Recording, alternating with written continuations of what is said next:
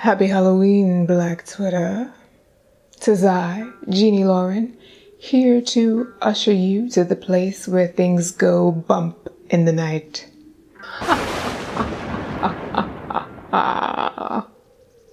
Today I'm going to tweet for the living and the dead. I promised you a special episode, and a special episode you're going to get. I hope you like ghost stories because I have a short horror story later for you in the show. But first, this is still Good Morning Black Twitter, and I still have a duty to deliver the tea. Scalding. And as I always say, whether you're watching or listening to the show, subscribe and rate it. I'd appreciate it. Now, zombie Vine videos are still taking over Twitter. They're everywhere. And the tweets are restless because it turns out top Vine influencers attempted to broker a deal with Vine Twitter to create content that would drive traffic back to the social network, and Vine said no thank you. Some people think Vine's top influencers asking for $1.2 million per influencer was asking for a little too much. And on one hand, I'm inclined to agree. But if you think about it, technically they would have had a similar deal to what showrunners get when they're dealing with traditional broadcast networks. You give me however many millions, I give you a show every Thursday night at 9 p.m. The problem has always been, and remains to be until further notice, advertiser money. Twitter doesn't have it like Facebook has it. That's not to say Twitter doesn't have any, just to say I don't think Twitter had $20 million in their couch cushions to reach down and scrounge together to give influencers in the hopes that they might drive traffic back to an ailing app. And in all fairness to these influencers, they'd be doing all the work. I mean, let's say you're with a traditional broadcaster like ABC.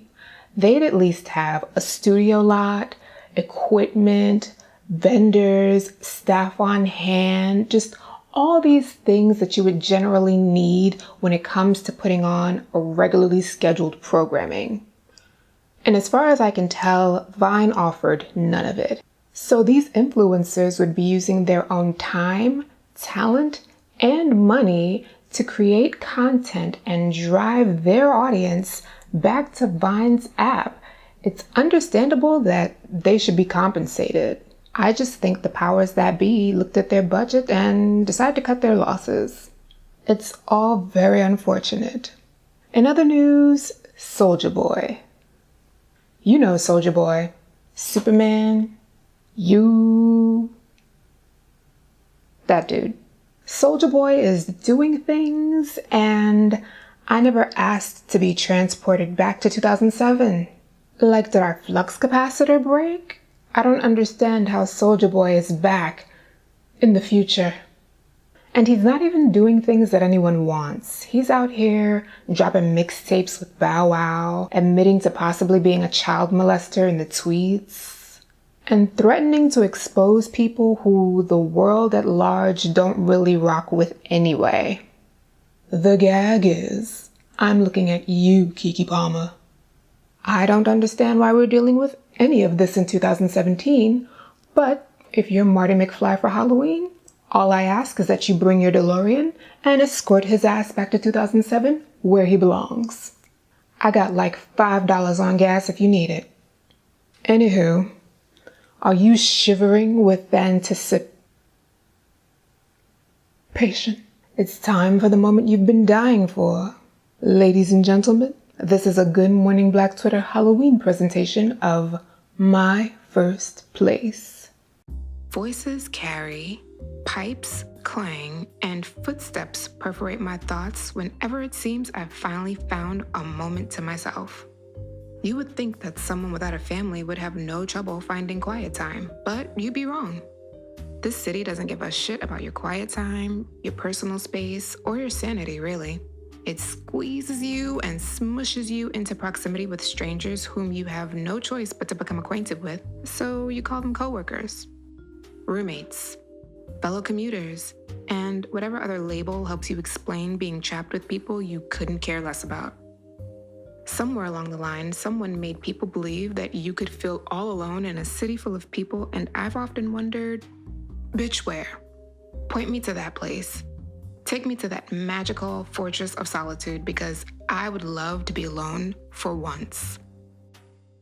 So this is me, cracking the piggy bank I've fed for months to put down security and first month's rent on my very own place, by myself, for the first time in my life. To go from sharing a room in a foster home to sharing a room in a college dorm to sharing an apartment with 3 other people, it feels good to finally get a place all alone. Like I'm finally free. Well, as soon as I actually find the place to be free. To be honest, I didn't anticipate this part being as hard as it's been. I mean, first there was the neighborhood to consider, then walking distance to the train, and then how clean the building is, and then how thin the walls are. Basically, I've had to kiss a lot of frogs, but I'm hoping this new place is my apartment prince. In spite of the fact that I found it on Steph's list. Now, I know what you're thinking. Steph's list is really sketchy. I thought so too, but I kept hearing about people having good experiences, and I'm desperate to find a place, so I decided to give Steph's list a shot. Why not? The building was nothing to write home about, but it wasn't in the worst condition I'd ever seen. Pre-war with way too much tile in all the places, but one thing was for sure, it looked especially clean. So I found myself checking to see if this apartment could live up to the immaculate pictures. I walked up the marble stairs into the vestibule, and the door closed behind me, sealing off all outside noise and sealing in all inside air. Mental note, I would definitely need an air purifier for the winter months. It is an old building after all. The type of building where the doors are so heavy you have to put some bass in your knock or no one would ever know you were there. I knocked on the landlord's door with all the bass my fists could stand for what felt like 5 minutes before figuring nobody was available to show me the apartment. I had double-checked the apartment number before knocking. I had the right door, but no one was home. I sighed and turned to head back out the door. "Are you Regina?" came the voice from behind me. I hadn't even heard that heavy door open, but when I turned back around, there was a slender, curious man looking at me. "Yeah, I'm Regina. I'm here to see that one bedroom that was advertised on Steph's list." I offered to shake hands, and the clamminess of his palm immediately makes me regret it. Suddenly, I'm aware of how pale he is. Is he sick? That might explain why it took him so long to answer the door, but I do not want his germs. I pulled my hand back, maybe too abruptly. No one ever accused me of having exemplary social graces. "Yeah, well, I'm Steve. I'm the landlord here. I'm a bit old school, but I know all my tenants and we don't have any problems. The apartment is on the 4th floor and there's no elevator, but I'd be happy to show it to you," he says. I noticed something off about his posture before agreeing to follow him up the stairs to the 4th floor. Is he taller than me? Does he have a bad back? Stop dissecting people and focus on the apartment, Regina.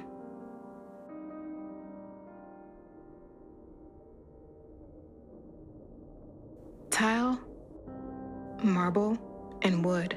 Not necessarily the type of materials you'd associate with soundproofing, but as we walked up the open central stairway to the 4th floor, we didn't make a sound.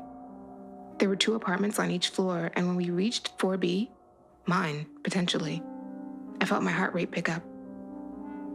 Would I find one more thing to set me right back to square one on the apartment hunt? I wouldn't. The place was oddly perfect. For a building I would have never looked at twice walking by on the street, the apartment itself was perfect. Freshly painted a subtle blue that seemed to be attempting to bring the sky in from outside. Fully furnished to feel like a finished room, but not so overly decorated you'd be uncomfortable sitting down.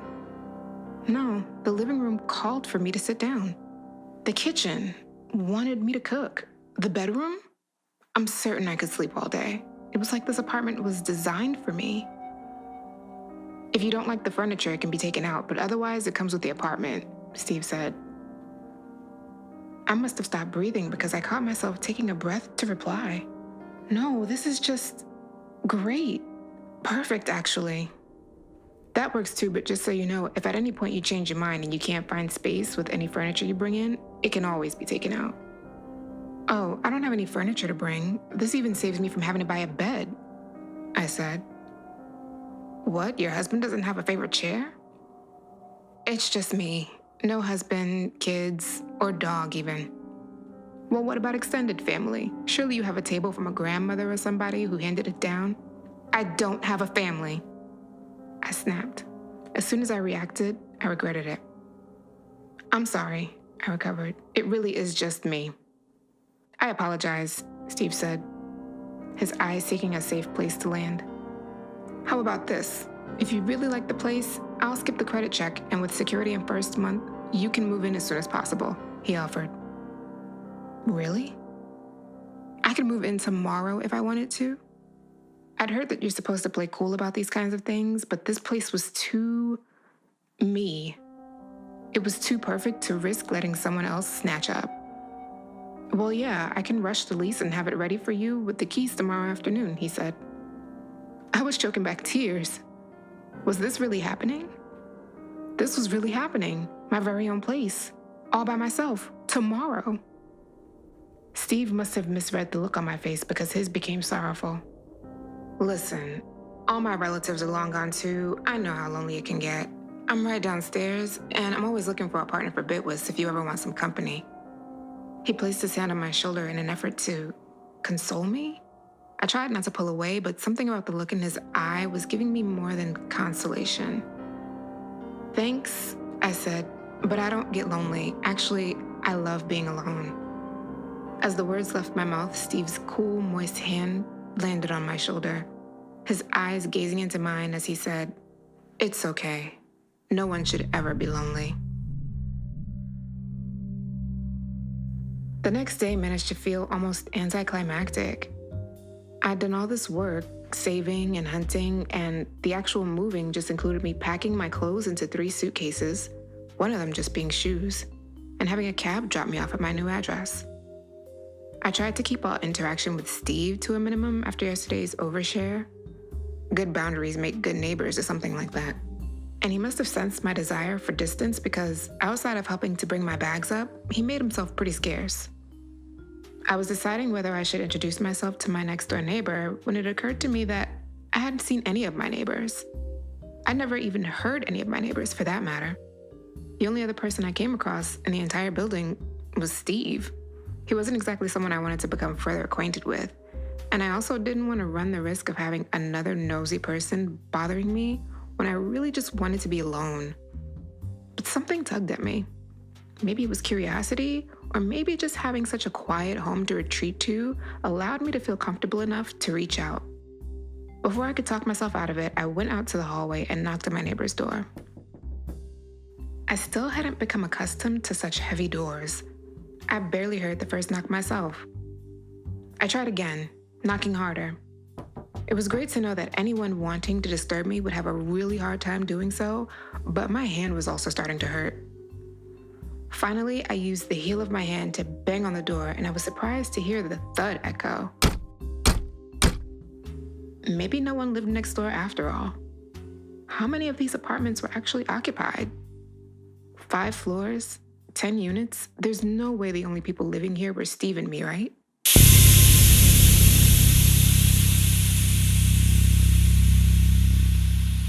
A loud hiss startled me out of my thoughts. It must have gotten cold outside because the steam from the boiler was bumping around through the pipes. I guess there's one sound no building can avoid, especially not old ones. Resigned to inquire about my neighbors later, I head back to my apartment and shut the door behind me. I was suddenly glad to have the heat coming up. I hadn't realized a chill had settled in my apartment. I was pretty sure I didn't leave a window open, and while the building is old, I had to say it was sealed tight. No air was getting in, no air was getting out. At least not through any cracks. I had to give it to Steve. He might be creepy, but he knew how to maintain a building. Nevertheless, I was now uncomfortably chilly. Shivering, I headed into my bedroom, climbed under the comforter and in between the pillows, and decided to order takeout and watch game shows until I warmed up enough to get back up. At least, that was the plan. I must have been tired. The day must have affected me more than I realized because before I knew I'd dozed off, I found myself being woken up. Limbs and head heavy, I rolled over into my comforter and started to doze back to sleep. Regina. The faint sound of my name stopped me from drifting back to La La Land. Was my food here? How did they get into my apartment? No one should have come into my apartment. Regina. Get out. The breath on my ears shot me up from my sleep, my eyes darting around my bedroom to see who might be there. Hello? Who's there? I call out, but there's no answer. I fall out of my bed and wobble around my apartment to see if anyone had come in. My front door was still closed and locked. No one in the living room. The kitchen and bathroom were all clear. Was I feeling lightheaded? My legs were so hard to keep under me. Regina. My heart sank. They were back in my bedroom. How did they get past me? Why was anyone in my home? All I ever wanted was to be left alone. I tried to compose myself. Someone knew I just moved in and now they decided to fuck with me. Some way to welcome your neighbor. I go to my kitchen and grab a knife. If someone's gonna try me, I'm gonna make sure they think twice next time. I compose myself enough to stagger towards my bedroom and lunge inside. It's empty. Just like I left it, with the TV running. Except, were the people on my screen looking at me?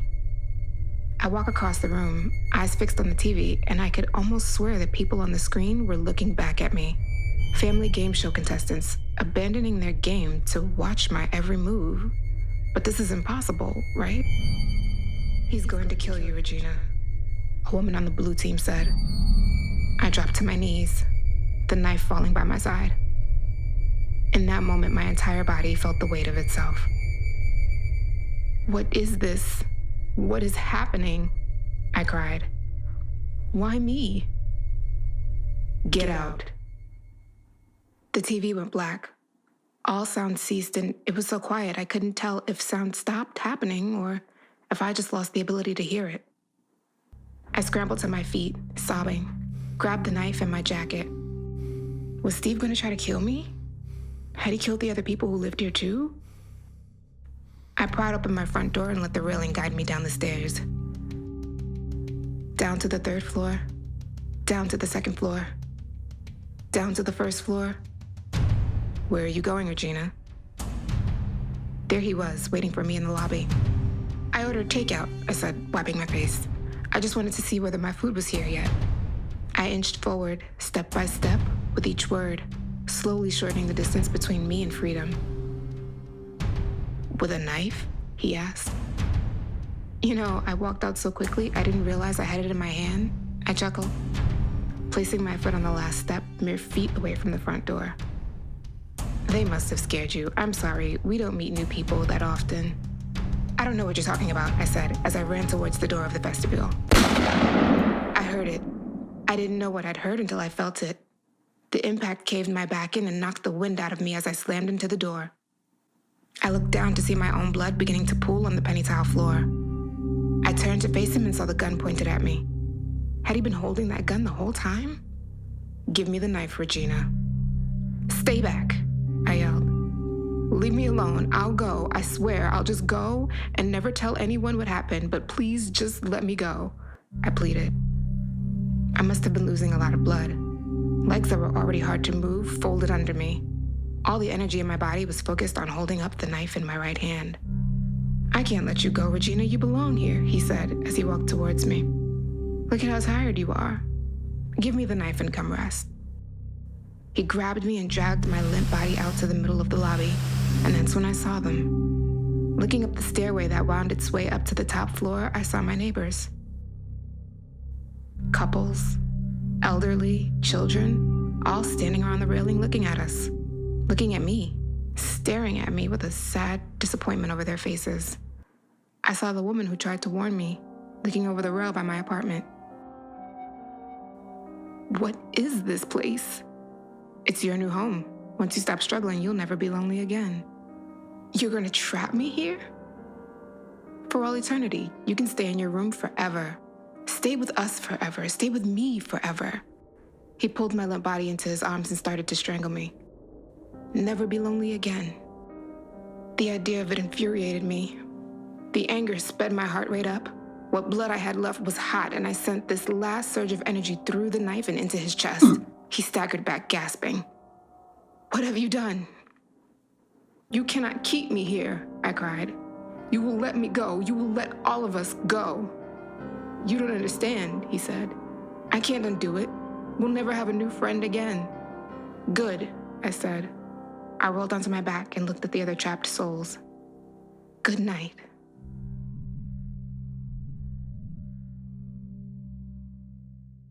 That's it for this episode. I'll see you in the comments of goodmorningbblacktwitter.com or tweet me at GMBT Show on Twitter. Have a safe and happy Halloween, Black Twitter.